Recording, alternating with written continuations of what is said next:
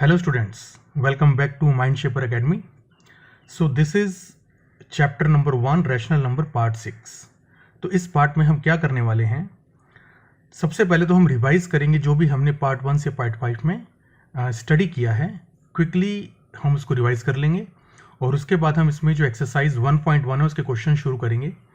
तो इस specific lecture में हम बात करेंगे क्वेश्चन नंबर 1 to 4 की, और जो सब्सिक्वेंट लेक्चर है, जो आने वाले लेक्चर है, दैट इज़ पार्ट 7, उसमें हम जो बाकी रिमेनिंग क्वेश्चंस हैं एक्सरसाइज 1.1 के, उसको हम सॉल्व करेंगे. ठीक है, तो चलिए सबसे पहले हम करते हैं रिवीजन.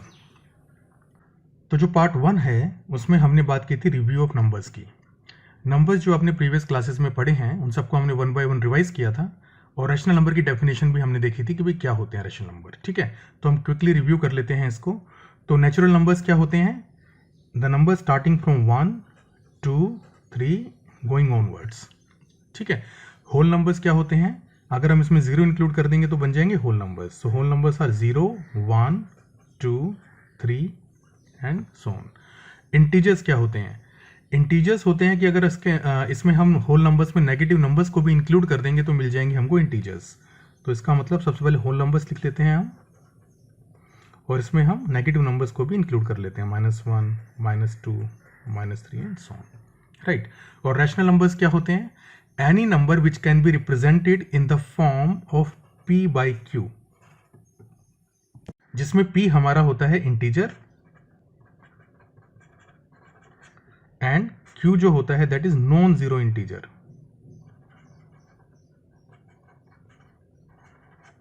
तो ऐसे नंबर्स को हम बोलते हैं रैशनल नंबर्स. ठीक है. ऑल इंटीजर्स जो हमारे हैं वो सब रैशनल नंबर होते हैं. ऑल होल नंबर्स हमारे रैशनल नंबर्स होते हैं. ऑल नेचुरल नंबर्स हमारे रैशनल नंबर्स होते हैं. ओके. 0 भी हमारा एक रैशनल नंबर है. तो चलिए अब आते हैं जो नेक्स्ट लेक्चर हमने किया था, that was lecture number 2, that is part 2 of rational numbers. उसमें हमने स्टडी किया था क्लोजर प्रॉपर्टी के बारे में. तो क्लोजर प्रॉपर्टी क्या होती है उसको एक बार रिव्यू कर लेते हैं. So rational numbers are closed under rational numbers are closed under addition, subtraction and multiplication, right? And they are not closed under division. ठीक है. तो हमने जो क्लोजर प्रॉपर्टी थी जिसके बारे में हमने पार्ट 2 में स्टडी किया था, वो क्या कहता है कि जो रैशनल नंबर्स हैं हमारे, स्पेसिफिकली हम बात कर रहे हैं यहाँ पर रैशनल नंबर्स की.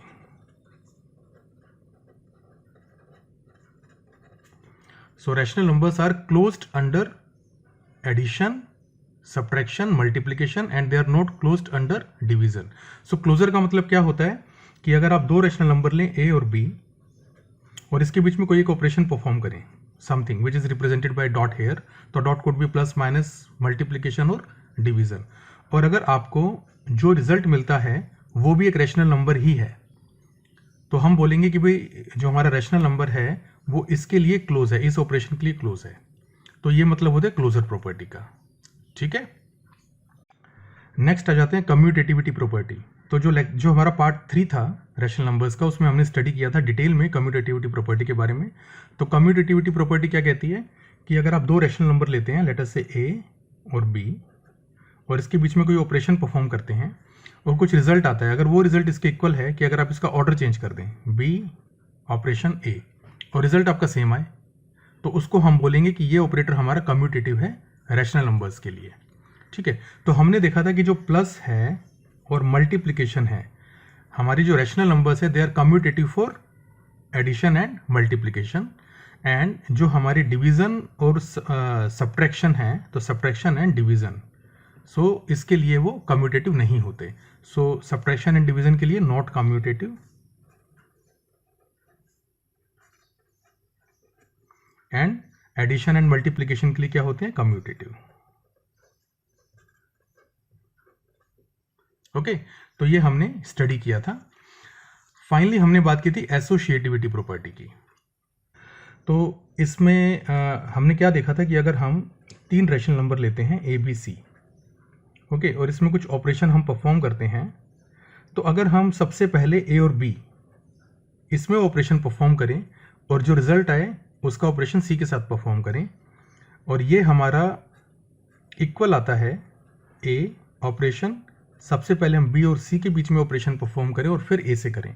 अगर ये हमारा इक्वल आता है तो हम इसको बोलेंगे हमारा that this operator is associative for rational numbers, right. और अगर इक्वल नहीं आता है तो हम बोलेंगे this operator is not associative for rational numbers.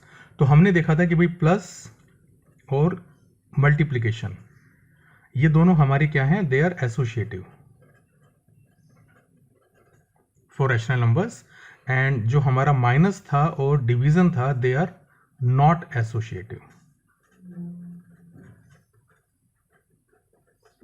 ठीक है, तो ये हमने पढ़ा था पार्ट 4 में।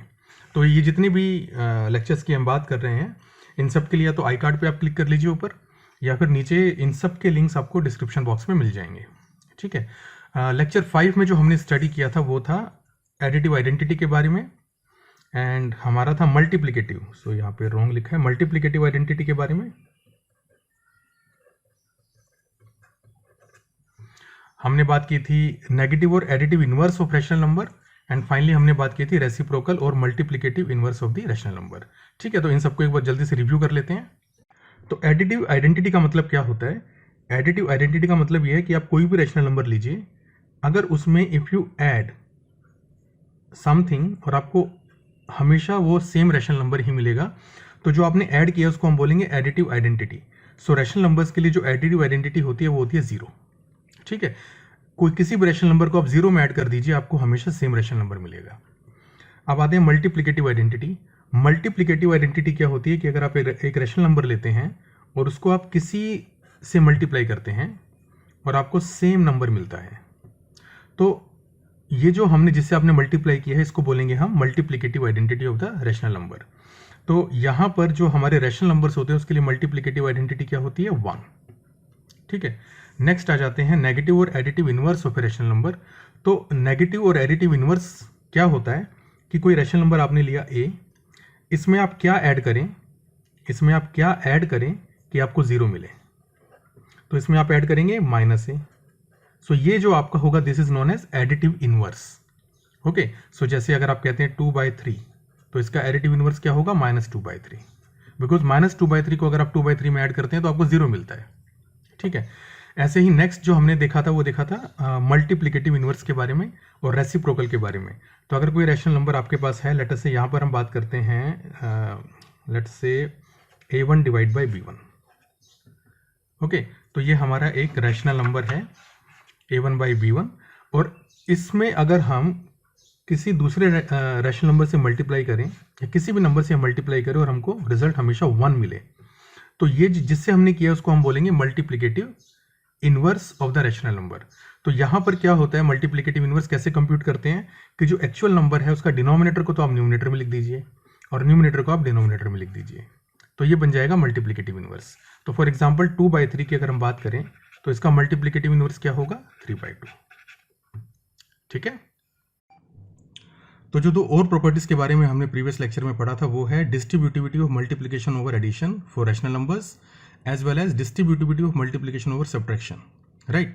तो distributivity of multiplication over addition, इस प्रॉपर्टी में हमने देखा कि अगर हमको इसको कंप्यूट करना है a multiplied with b plus c, तो हम क्या कर सकते हैं, we can take this a inside this bracket and first we can compute a into b, a into c, and then we can add both.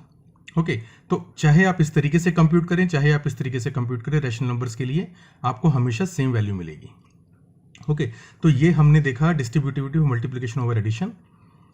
Similarly distributivity of multiplication over subtraction में हमने देखा कि अगर आप कोई number लेते हैं a, b, c rational numbers, तो अगर आप a multiplied with b minus c करते हैं तो उसको इस तरीके से भी कंप्यूट कर सकते हैं and result will be same. ठीक है, सो ये दोनों जो प्रॉपर्टी हैं दोनों हमने स्टडी की थी पार्ट 5 में। एक जो स्पेसिफिक हमारा टॉपिक था या रिव्यू था regarding standard form of rational numbers, ये हमने नहीं देखा, तो उसको हम एक बार देख लेते हैं कि स्टैंडर्ड फॉर्म क्या होती है रैशनल नंबर की। तो हमको पता है कोई भी रैशनल नंबर हम कैसे रिप्रेजेंट कर सकते हैं, p/q, जिसमें p हमारा इंटीजर है, q क्या है? नॉन जीरो इंटीजर, मतलब ये भी एक इंटीजर है बट इसकी वैल्यू 0 नहीं हो सकती। तो जो p/q है उसको हम कब बोलेंगे कि मेरी स्टैंडर्ड फॉर्म में है, तो इसको हम स्टैंडर्ड फॉर्म में तब बोलेंगे जब इसका q जो होगा एक पॉजिटिव इंटीजर होगा, नेगेटिव नहीं होगा। एंड सेकंड थिंग, p और q इन दोनों के अंदर जो HCF होगा वो आपका 1 होगा। ठीक है, तो अगर ये दोनों कंडीशन सेटिस्फाई होती हैं तो हम बोलेंगे कि जो हमारा rational number p by Q given है वो हमारा स्टैंडर्ड फॉर्म है। ओके, तो एक दो एग्जांपल देख लेते हैं हम। लेट अस से 4/2। अब ये हमारा 4/2 स्टैंडर्ड फॉर्म में है या नहीं है? इसमें p की वैल्यू क्या है 4 और q की वैल्यू क्या है 2 और दोनों का HCF क्या आएगा? HCF ऑफ 4 एंड 2 क्या आता है? That is equal to 2। तो इसका मतलब ये स्टैंडर्ड फॉर्म नहीं है। तो क्योंकि इसमें 2 इसका HCF है तो हम इसको कैंसिल आउट कर सकते हैं and we will get 2 and 1।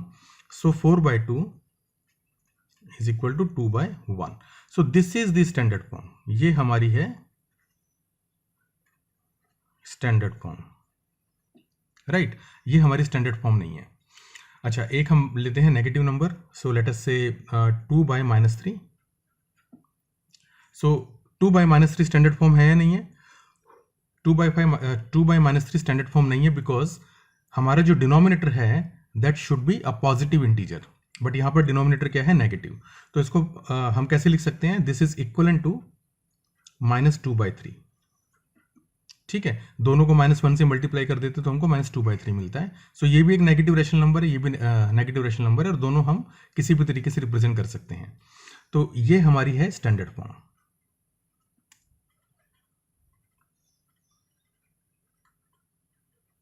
ठीक है, एक लास्ट एग्जांपल हम लेते हैं। लेट अस से -10 डिवाइड बाय -6। अब देखिए ये हमारी स्टैंडर्ड फॉर्म है या नहीं है? इस केस में सबसे पहली बार डिनोमिनेटर नेगेटिव है बट न्यूमिनेटर भी नेगेटिव है, so this is equal to 10/6, right. अब 10/6 हमारा स्टैंडर्ड है या नहीं है? ये भी नहीं है बिकॉज इन दोनों का जो HCF है दैट इज इक्वल टू 2। तो हम क्या करेंगे? 2 से दोनों को डिवाइड कर देंगे तो मेरे को आ जाता है 5/3। तो इस वाले केस में -10/-6 is not a standard form. 10/6 is also not a standard form, but 5/3 is a standard form. ठीक है, तो ये आपको जस्ट एक छोटा सा रिव्यू है स्टैंडर्ड फॉर्म के बारे में बिकॉज आने वाले जो क्वेश्चंस हम करेंगे वहाँ पर इसका यूज़ होगा। ठीक है, तो चलिए अब हम मूव करते हैं एक्सरसाइज नंबर 1.1 के जो क्वेश्चन है उसको सॉल्व करने के लिए। बट उससे पहले हम एक आध एग्जांपल देखेंगे डिस्ट्रीब्यूटिविटी प्रॉपर्टी के बारे में एंड देन हम 1, 2, 3, 4 जो एक्सरसाइज 1.1 के जो क्वेश्चंस हैं उनको हम 1 बाय 1 सॉल्व करेंगे। ठीक है, सो लेट्स प्रोसीड। तो ये एग्जांपल जो है दिस इज रिगार्डिंग डिस्ट्रीब्यूटिविटी। तो हमको ये हमको एक्सप्रेशन गिवन है, इसको हमको यूजिंग डिस्ट्रीब्यूटिविटी प्रॉपर्टी सॉल्व करना है, राइट। तो उसको सॉल्व करने के लिए हम क्या करते हैं, इसको थोड़ा सा सिंप्लीफाई करने के लिए हम इनको वेरिएबल से रिप्रेजेंट कर लेते हैं। So let us say 7/5 is equal to a, -3/12 is equal to b, this 7/5 is equal to a and this 5/12 is equal to c, right. तो अगर हम a, b और c की फॉर्म में इसको रिप्रेजेंट करेंगे तो हमको इसको समझना इजी हो जाएगा। तो अब हम क्या कर सकते हैं इसको, how we can write it as, we can write it as a into b plus a into c। Okay, अब यहां पर आप देखिए जो डिस्ट्रीब्यूटिविटी हमने प्रॉपर्टी की थी वो क्या थी? Distributivity property that was a into b plus c is equal to ab plus ac। तो यहां पर ये जो फॉर्म है इसका ये इससे बिल्कुल मैच करता है, तो हम यहां पर डिस्ट्रीब्यूटिविटी प्रॉपर्टी अप्लाई कर सकते हैं। सो ये हो जाएगा a b प्लस c। ठीक है, तो अब हम क्या करते हैं, क्योंकि हमने प्रॉपर्टी अप्लाई कर दी है तो हमको a b plus c compute करना है। तो कंप्यूट करने के लिए a की वैल्यू हम रख देते हैं that is 7/5 multiplied with b की वैल्यू है -3/12 और c की वैल्यू है 5/12। ठीक है, इसको हम सॉल्व करेंगे -3/12 प्लस 5/12, डिनोमिनेटर सेम है तो इसका एलसीएम भी आपका 12 ही आएगा। तो सबसे पहले तो 7/5 लिख देते हैं, यहाँ पे डिनोमिनेटर आपका 12 आएगा और न्यूमिनेटर क्या आएगा? न्यूमिनेटर आएगा -3 प्लस 5। ठीक है, तो इसको हम फर्दर सॉल्व करते हैं तो ये आएगा 7/5 and multiplied with 5 - 3 is equal to 2, so 2/12 and this is equal to, इसको हम स्टैंडर्ड फॉर्म में कन्वर्ट कर देंगे। So 7/5 into 1/6, right. और इसको हम मल्टीप्लाई कर देंगे दोनों को तो न्यूमिनेटर मल्टीप्लाई हो जाएगा दैट इज 7 इंटू 1 और डिनोमिनेटर मल्टीप्लाई हो जाएगा, दैट इज 5 इंटू 6 और ये हमको मिल जाएगा 7/30। राइट, तो यहां पर हमने डिस्ट्रीब्यूटिविटी प्रॉपर्टी यूज की और डिस्ट्रीब्यूटिविटी प्रॉपर्टी यूज करके हमने इस क्वेश्चन को सॉल्व किया और रिजल्ट हमारा क्या आया 7/30। तो आंसर क्या है इसका 7/30। तो चलिए अब सॉल्व करते हैं एक्सरसाइज 1.1 के क्वेश्चंस। तो इस लेक्चर में हम क्वेश्चन नंबर 1, 2, 3, 4 सॉल्व करेंगे, ठीक है, और 5 ऑनवर्ड्स जो क्वेश्चंस हैं उसको हम जो नेक्स्ट लेक्चर हमारा होगा उसमें सॉल्व करेंगे। राइट, तो सबसे पहले आते हैं क्वेश्चन नंबर 1 की तरफ। तो ये क्या कहता है, using appropriate properties find the value of this expression, ठीक है, and the value of this expression. तो हम क्या करते हैं, हम ये वाला जो है पार्ट इसको हम अभी सॉल्व करेंगे और ये आपको खुद से ट्राई करना है, ठीक है। अब इसमें करना क्या है, हमको जितनी भी प्रॉपर्टीज हमने स्टडी की हैं उसमें से कौन कौन सी प्रॉपर्टीज हम यहाँ पर यूज कर सकते हैं, उनको यूज करके हमको इस एक्सप्रेशन को सॉल्व करना है। तो ये इस क्वेश्चन का ऑब्जेक्टिव है, ठीक है। तो चलिए इसको सॉल्व करते हैं। तो इस क्वेश्चन को सॉल्व करने के लिए हम क्या करेंगे, जितने भी हमारे रैशनल नंबर्स यहाँ पर गिवन हैं उसको हम वेरिएबल की फॉर्म में रिप्रेजेंट कर देंगे, जिससे कि इसको विजुअलाइज करना बहुत आसान हो जाएगा। तो -2/3 इसको हम रिप्रेजेंट करते हैं a की हेल्प से। राइट, 3/5 को हम ले लेते हैं b, 5/2 को हम ले लेते हैं c, और यहाँ पे फिर से 3/5 आ गया तो ये हो जाएगा b, हमने ऑलरेडी इसको b लिया हुआ है, और 1/6 को हम ले लेते हैं d, ठीक है। अब अगर इसको वेरिएबल की फॉर्म में हम लिखते हैं तो ये हो जाएगा मेरा a into b plus c minus b into d, ठीक है। तो इस फॉर्म में इसको विजुअलाइज करना बहुत आसान है as compare to this form, इसलिए हमने इसको इस फॉर्म में लिखा है। अब यहाँ पर हमको प्रॉपर्टीज को यूज करके सॉल्व करना है, तो हमको सबसे पहले कुछ बातें देखनी पड़ेंगी यहाँ पे कि इस एक्सप्रेशन में अगर ए बी और बी डी एक साथ होता और ए बी की जगह बी ए होता तो हम यहाँ पर डिस्ट्रीब्यूटिव प्रॉपर्टी यूज कर सकते थे, ठीक है। बट इस फॉर्म में नहीं है ये, तो हम ट्राई करते हैं इसको उस फॉर्म में लेके आने की कि ए बी और बी डी एक साथ आ जाए और ए बी की जगह यहाँ पर बी ए हो।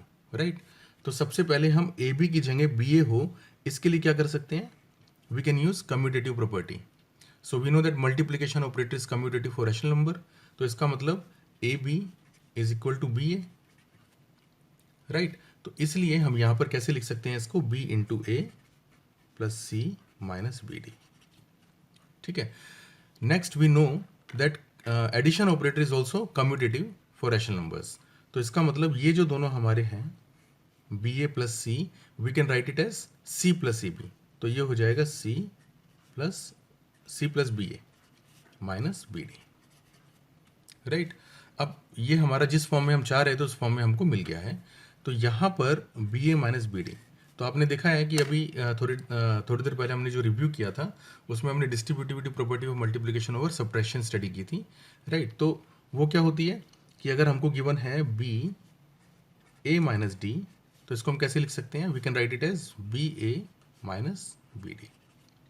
तो सेम ही फॉर्म आप देखिए, एग्जैक्टली सेम फॉर्म यहाँ पर है b a minus b d. Right, तो इसको हम कैसे लिख पाएंगे, we can write it as b a minus d. Right, तो ये जो एक्सप्रेशन है ये मेरा क्या हो जाएगा, this will become c plus b a minus d. अब हम क्या करेंगे, इस एक्सप्रेशन में जितनी भी वैल्यूज हमने यहाँ पर एज्यूम की थी वो सब सब्स्टिट्यूट कर देंगे। तो एक एक करके हम सब्स्टिट्यूट करते हैं यहाँ पे। तो c की वैल्यू क्या हमने ली थी 5/2, तो यहाँ पर आ जाएगा 5/2, ठीक है। हमारी जो b था, b की वैल्यू क्या थी, b की वैल्यू थी 3/5, c की वैल्यू थी 5/2 या, एंड b की वैल्यू जो थी वो क्या थी 3/5, सो b की वैल्यू थी 3/5,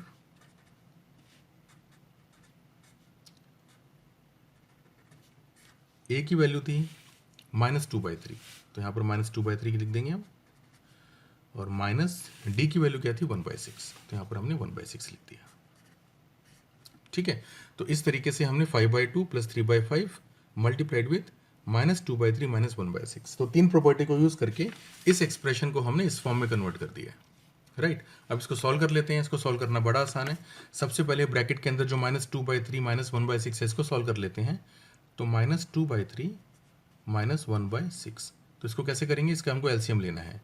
सो ये हो जाएगा 6 एलसीएम, और ऊपर आ जाएगा -2 × 2 दैट इज -4, एंड यहाँ पर आ जाएगा हमारा 6 इंटू 6 1, सो 1 इंटू 1 आ जाएगा -1, तो this will become -5/6, right.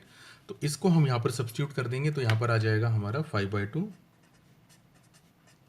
Plus 3/5 multiplied with -5/6। अब 5 से 5 कैंसिल हो गया, 3 से हमारा 6 कैंसिल हो गया, यहाँ पे 2 आ गया, तो इसको हम लिख सकते हैं 5/2 plus minus this will become 1 divide by 2, ठीक है। And this is nothing but 5/2 minus 1/2 which is equal to 4 divide by 2 which is equal to 2, ठीक है। तो इस एक्सप्रेशन को इवेल्युएट करेंगे तो इसका आंसर क्या आएगा, इसका आंसर आएगा 2,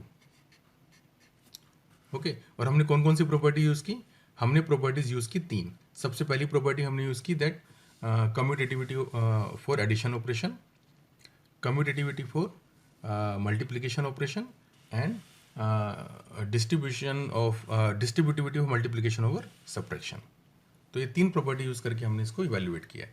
इसी तरीके से पार्ट 2 भी आपको सॉल्व करना है, ओके। अब हम आ जाते हैं क्वेश्चन नंबर 2 पे। तो क्वेश्चन नंबर 2 पे हमको क्या करना है कि ये जो नंबर्स गिवन है इनका एडिटिव इनवर्स निकालना है, राइट। 1, 3 एंड 5 जो है वो हम अभी कर लेते हैं, और सेकंड और फोर्थ आपको खुद ट्राई करना है, राइट। सो एडिटिव इनवर्स क्या होता है, हमने अभी थोड़ी देर पहले भी इसको रिव्यू किया था कि अगर आप कोई भी रैशनल नंबर लेते हैं उसमें आप कौन सा ऐसा नंबर ऐड करें जिससे कि आपको 0 मिले, तो जिसको आपने ऐड किया वो होगा a का एडिटिव इनवर्स। तो ऑब्वियस सी बात है, यहाँ पर अगर हम -a को ऐड करेंगे तो हमको 0 मिलेगा, राइट। तो इस प्रॉपर्टी को यूज़ करके हमको इन सब नंबर्स का एडिटिव इनवर्स निकालना है, ओके। तो सबसे पहले शुरू करते हैं 1 से। तो पार्ट 1 में हमारे पास क्या गिवन है, 2/8। 2/8 में किस को ऐड करें कि हमको 0 मिले, तो -2/8 को अगर हम ऐड करेंगे तो हमको 0 मिलेगा, ओके। सेकंड हम लेते हैं -6/, ये हम लेते हैं पार्ट 3, -6/-5। तो -6/-5 में किसको हम ऐड करें कि हमको 0 मिले। तो सबसे पहले इसको हम सिंप्लीफाई कर लेते हैं, बिकॉज इसमें न्यूमिनेटर में भी माइनस है, डिनोमिनेटर में भी माइनस है। तो अगर इस नंबर को हम -1 और -1 से, -1 को न्यूमिनेटर में मल्टीप्लाई कर देते हैं और -1 से डिनोमिनेटर में मल्टीप्लाई कर देते हैं, तो हमको मिल जाएगा 6/5। तो ये दोनों नंबर सेम है, राइट। अब 6/5 जो है इसमें हम किसको ऐड करें कि हमको 0 मिले। सो इसके अंदर अगर हम -6/5 को ऐड करेंगे तो हमको 0 मिलेगा। तो -6/5 is additive inverse of -6/-5, okay. जिसका फिफ्थ पार्ट है वो है 19/-6। सो 19/-6 को आप कैसे लिख सकते हैं, you can write it as -19 divide by 6। Numerator और डिनोमिनेटर दोनों को -1 से मल्टीप्लाई कर देंगे तो हमको ये मिल जाएगा। तो ये दोनों नंबर इक्वल हैं, राइट। अब इसका एडिटिव इनवर्स क्या होगा, हम कौन से रैशनल नंबर को -19/6 में ऐड करें कि हमको 0 मिले। तो अगर इसमें हम 19/6 को ऐड करेंगे तो हमको 0 मिलेगा, राइट। तो 19/6 क्या होगा इसका एडिटिव इनवर्स, ठीक है। तो पार्ट 1 में जो एडिटिव इनवर्स होगा वो -2/8, पार्ट 3 में जो एडिटिव इनवर्स होगा वो होगा -6/5, और पार्ट 5 जो है उसमें एडिटिव इनवर्स होगा वो होगा आपका 19/6, राइट। तो ये है आपका क्वेश्चन नंबर 2। तो हम बात करते हैं क्वेश्चन नंबर 3 की। तो हमको ये वेरीफाई करना है कि -(-x) की एडिटिव इनवर्स अगर हम 2 बार लेते हैं तो हमको सेम नंबर मिलता है, राइट। तो जो हमको नंबर गिवन है वो है 11/5 और -13/17। तो हम इसको 11/15 के लिए कर लेते हैं, -13/17 के लिए आपको खुद से ट्राई करना है, राइट। तो x जो है हमारा यहाँ पर है 11/15। तो 11/15 का जो एडिटिव इनवर्स होगा, मतलब नेगेटिव जो होगा वो क्या होगा, 11/15 का जो नेगेटिव होगा that is -x is equal to -11/15। मतलब -11/15 को अगर हम 11/15 में ऐड करेंगे तो हमको क्या मिलेगा, 0, राइट। तो ये हो गया हमारा additive inverse of x, right. अब अगर हम कहते हैं कि जो -x गिवन है उसका भी हम नेगेटिव ले लेते हैं, तो -x क्या है, ये हमारा -x है, तो इसका भी हम एडिटिव इनवर्स निकाल लेते हैं। तो इसका एडिटिव इनवर्स क्या होगा, मतलब हम -11/15 में हम क्या ऐड करें कि हमको 0 मिले। सो इसके अंदर अगर हम 11/15 को ऐड करेंगे तो हमको 0 मिलेगा। ओके, तो इसका मतलब माइनस एक्स का एडिटिव इनवर्स मतलब माइनस एक्स का नेगेटिव होगा 11/15, और 11/15 वी हैव सीन, और it is given to us that 11/15 is equal to x. तो इसका मतलब हमने प्रूव कर दिया है that minus of minus x is equal to x for this number, right. अब चलते हैं क्वेश्चन नंबर 4 की तरफ। तो यहाँ पर हमको निकालना है multiplicative inverse of these numbers. तो जो इसका पार्ट 1, 2 एंड 4 हम अभी कर लेंगे, ठीक है, इसको डिटेल में देखेंगे, और पार्ट जो इसका 3, 5 एंड 6 ये आपको खुद से करना है। ओके, तो यहाँ पर सबसे इंपॉर्टेंट पॉइंट ये है कि भाई मल्टीप्लिकेटिव इनवर्स होता क्या है। हमने थोड़ी देर पहले भी रिव्यू किया था कि कोई भी आप रैशनल नंबर लेते हैं, लेट अस से a1 डिवाइड बाई b1, जिसमें a1 एक इंटीजर है, b1 एक नॉन जीरो इंटीजर है। तो इसका मल्टीप्लिकेटिव इनवर्स क्या होगा, मतलब वो नंबर होगा जिसको हम इससे मल्टीप्लाई करते हैं और हमको 1 मिलता है। तो अगर हम इसका जो डिनोमिनेटर है इसको न्यूमिनेटर में लिख दें, और इसका न्यूमिनेटर डिनोमिनेटर में लिख दें, और इसको हम मल्टीप्लाई करें इससे, तो आपको 1 मिलेगा, राइट। तो इसी तरीके से हमको ये सारे जो जितने भी नंबर्स गिवन इसका मल्टीप्लिकेटिव इनवर्स निकालना है। तो सबसे पहला हम लेते हैं 1, दैट इज -13। -13 को आप कैसे लिख सकते हैं, -13/1, राइट। और इसका मल्टीप्लिकेटिव इनवर्स क्या होगा, इसका मल्टीप्लिकेटिव इनवर्स होगा जो इसका डिनोमिनेटर है उसको आप लिख दीजिए न्यूमिनेटर में, और जो न्यूमिनेटर वो लिख दीजिए डिनोमिनेटर में। So -13 and 1/-13 is equal to -1/13, right. तो ये हो गया इसका मल्टीप्लिकेटिव इनवर्स। सेकेंड नंबर हम लेते हैं, that is -13 divide by 19। So -13 divide 19 में भी हमको सेम अप्रोच फॉलो करनी है। तो हम क्या करेंगे, इसका जो न्यूमिनेटर है वो लिख देंगे डिनोमिनेटर में, दैट इज 13, और जो आपका डिनोमिनेटर वो लिख देंगे न्यूमिनेटर में, और ये आ जाएगा माइनस, राइट। तो ये हो गया आपका मल्टीप्लिकेटिव इनवर्स ऑफ -13/19। नेक्स्ट आ जाते हैं -5/8 इंटू -3/7, -5/8 इंटू -3/7। तो इसको सबसे पहले मल्टीप्लाई कर लेते हैं। तो मल्टीप्लाई करके क्या मिलेगा, न्यूमिनेटर को मल्टीप्लाई करेंगे तो ये आ जाएगा -5 इंटू -3 दैट इज 15, राइट। और 7 और 8 को मल्टीप्लाई करेंगे, ये आ जाएगा 56, राइट। अब अगेन सेम अप्रोच फॉलो करके इसका मल्टीप्लिकेटिव इनवर्स कैसे निकालेंगे हम, डिनोमिनेटर बन जाएगा न्यूमिनेटर, और न्यूमिनेटर बन जाएगा डिनोमिनेटर। तो ये हो गया multiplicative inverse of this number, -5/8 into -3/7, right. तो इस तरीके से आप किसी भी नंबर का मल्टीप्लिकेटिव इनवर्स निकाल सकते हैं। तो आज के लेक्चर में बस हम यहीं पे स्टॉप करेंगे, और जो आने वाले लेक्चर है उसमें हम जो बाकी क्वेश्चंस एक्सरसाइज 1.1 के रिमेनिंग हैं उनको हम देखेंगे, उनको हम सॉल्व करेंगे, ठीक है। सो आई होप कि आपको इस लेक्चर में जितने भी कॉन्सेप्ट आपने स्टडी किए हैं या जितने भी क्वेश्चंस आपने सॉल्व किए हैं सब अच्छे समझ में आ गए होंगे। कोई भी डाउट है, कोई भी प्रॉब्लम है तो आप कमेंट बॉक्स में लिख दीजिएगा। We can release another video with more explanation, right. So अभी के लिए बस इतना ही। Have a very nice day, bye.